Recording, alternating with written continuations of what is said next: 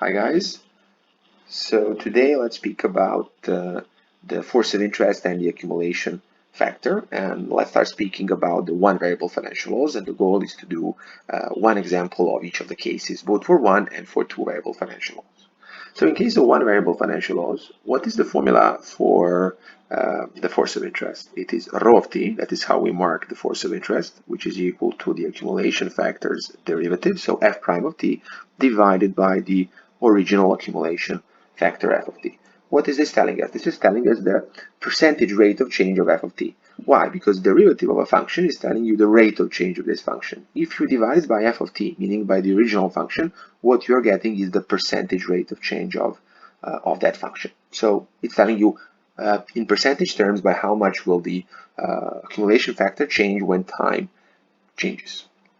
Good. What about the inverse formula? What if we are given for example, rho of t, and we need to find f of t. So in this case, the inverse formula is f of t equals e to the power of integral from 0 to t rho of s ds.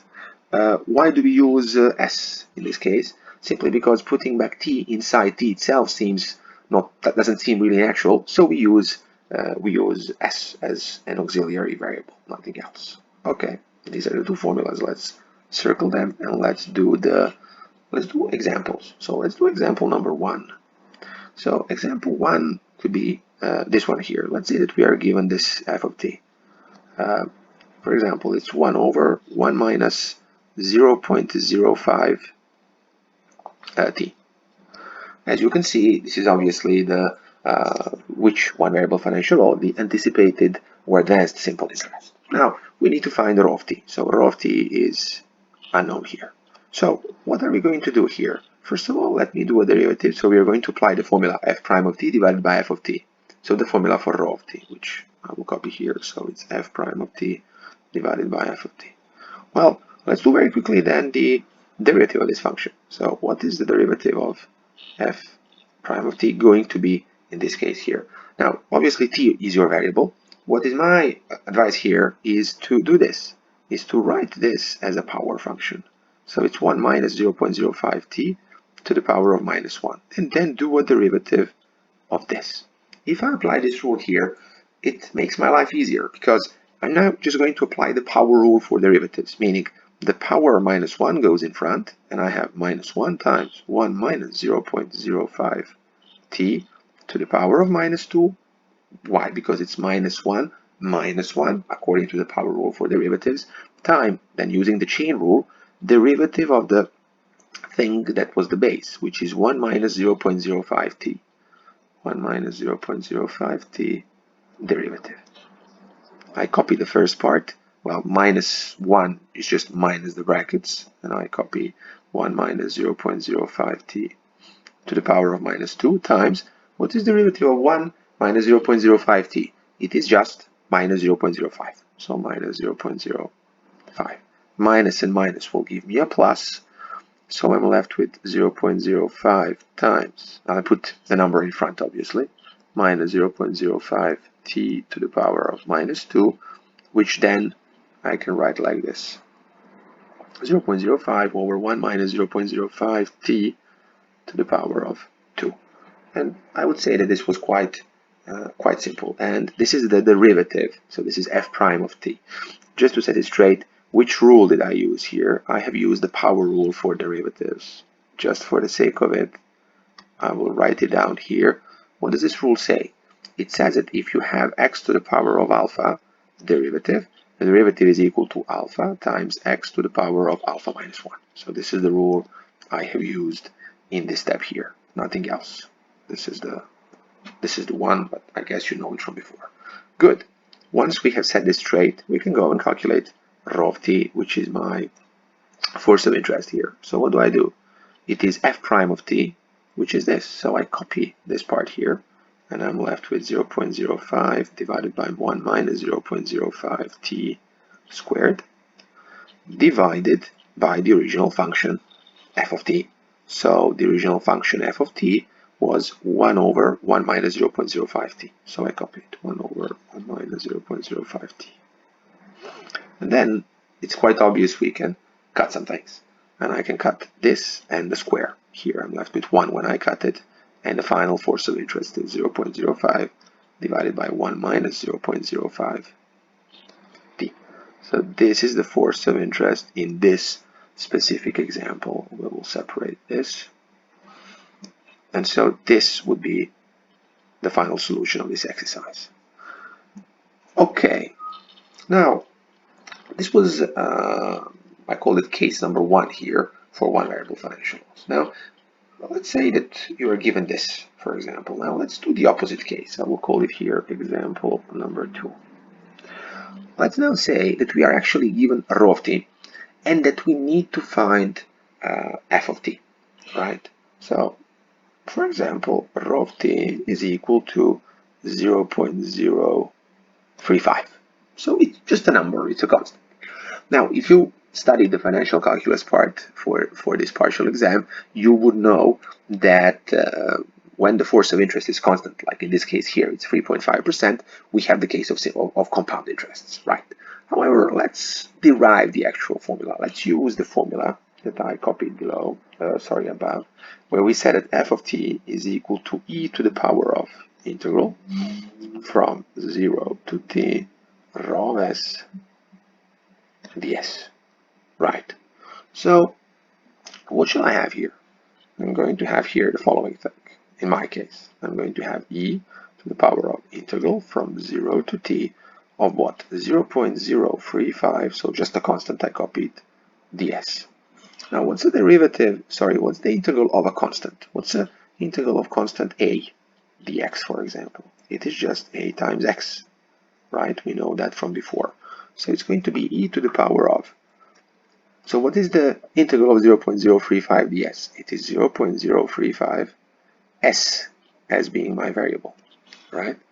Which is in line with what I wrote here, ax. And we need to do it from 0 to t, which then is equal to, we plug in t minus we plug in 0. We use the basic rules for integrals. So it's 0.035 t minus 0.035 times 0. Well, the second part is 0, so it disappears, and we are left with e to the power of 0.035 t. Okay, so this is one way in which I have deduced how much is my f of t. Now, if you remember the compound interest formula, the compound interest formula for f of t, there are two formulas actually. There's this one, 1 plus I to the power of t, and then there's this one here, f of, or, so I'll put here or, f of t is e to the power of delta t. Now, when the force of interest is constant, so 0.035, how did we call it for compound interest? We called it delta. So this is actually equal to delta. And that's what I got. In my case, I got it's e to the power of 0.035 t, so delta t. By doing this, I confirmed that my formula that I was given is actually the formula of the compound interest. So I deduced it, and we got that thing. Okay. Now, I would like to do one more example here, because I know that students are generally struggling a little bit with these integrals. So when it comes to applying the inverse formula, finding f of t once you're given rho of t. So in case of one variable financial loss, I would just like to stop for a second and do one more example. And the example is this one now. We are given the following rho of t. It is 0.0425 over 1 minus 0.0425 t. Honestly, I would expect exercises like this in the exam. Obviously, providing that the exam is online, doing these, I would call them even basic integrals, is something that the university will point out 100%, because they are tricky, they are not hard to do, they don't require a lot of time, but they are tricky enough that you don't have enough time to copy, for example, or something like that. So that's why I think that you should master these integrals very well. So once again, I need to find f of t. And once again, I'm going to use the formula. It's e to the power of integral between 0 and t rho s ds, right? Which in my case becomes e to the power of integral from 0 to t, 0.0425 divided by 1 minus 0.0425 s, right? Instead of t, we write s ds. Now, to make our life simpler, I will take the constant above and put it in front. I'm allowed to do that because it's like multiplying the whole fraction. So what do I get? I get e to the power of 0.0425 integral from 0 to t, and here I'm left with 1 because I took the number in front, 0.0425, divided by 1 minus 0.0425 s ds. Now the question is, how do we find this integral? Now, I just want to make a very short digression here. The thing is this one, guys. You know, for example, that the integral of 1 over x dx is ln of x. We know, for example, again, that the integral of 1 over x minus 1 dx is ln of x minus 1. We know that integral of 1 over 2x minus 1 dx is, however, how much? It is again the ln rule. So it is ln of 2x minus 1, but the rule is you need to divide it by the derivative of the denominator, which derivative of 2x minus 1 is 2, which I didn't have here. Why? Technically I had it, but what was the derivative of x? It was 1. What was the derivative of x minus 1? It was 1. That's why you never see it there. This rule that you take the ln of the denominator and divide the ln by the derivative of that same denominator is only valid if in the bottom, when doing the integrals, the maximum power of x is 1. Okay, so this doesn't work in case you have 2x squared minus 1 dx. We cannot use the rule in that case. So please bear this in mind. We had to make this small digression here because people are generally struggling with this thing from my experience. And then I think that I'm going to apply the rule, and I'm going to have e to the power of 0.0425 ln of 1 minus 0.0425 s divided by derivative of the denominator. So derivative of 1 minus 0.0425 s, which is minus 0.0425. And we need to do the whole thing between 0 and t.